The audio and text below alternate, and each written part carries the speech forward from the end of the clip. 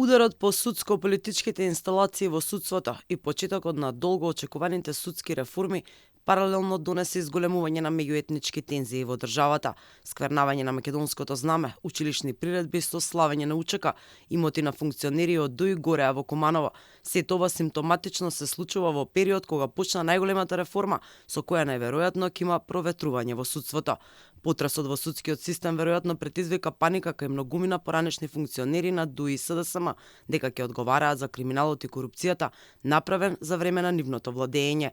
Директен показател е и фактот што по оставката на Дамева во судскиот совет единствени кои излегоа во нејзина одбрана беа од партијата на Ахмети.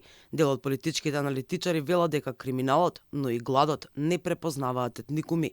Редно е да се занимаваме со народот, а не со државата за безвредни работи. Играчката на која што најмногу сме навикнати е терањето на интеретнички дискусии, прашања, дигање тензија, спуштање тензија и така натаму. Мислам дека крајно време е Македонија генерално, не албанската страна, да престане да се бави сама со себе, туку да се бави со народот. А народот е гладен.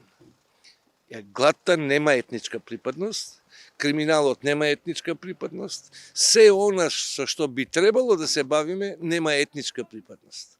Инаку, интересно е што тие што најмногу ги подгреваат меѓуетничките тензии се интегративците на Ахмети, партија која важи за една од најкорумпираните во Македонија, откако него постигна ефектот со провокациите на прославата за денот на албанското знаме и обвинија дека полицијата провоцирала, продолжија со споредба на УЧК борците и комитите кои се славеа на училишни приредби, со што предизвикаа гнев кај македонците.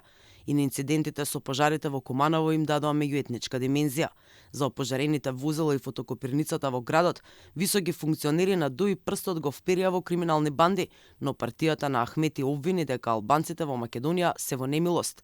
Последно, најнебулозното обвинување на ДУИ е дека владата спроведува руска агенда во Македонија. Присуството на личности како заменик претседателот на владата Стоилковиќ и неговата координација со дестабилизирачката агенда на политичари како Вулин, познати по своите блиски врски со Кремљ и обидите за поткупување на регионалната стабилност, е јасен доказ за директното влијание на Русија во овие процеси. Премиерот Христијан Мицкоски уште од летоска предупредуваше дека корумпирани политички елити од минатото ќе се обидат преку своји центри да создаваат етнички конфликти и тензии.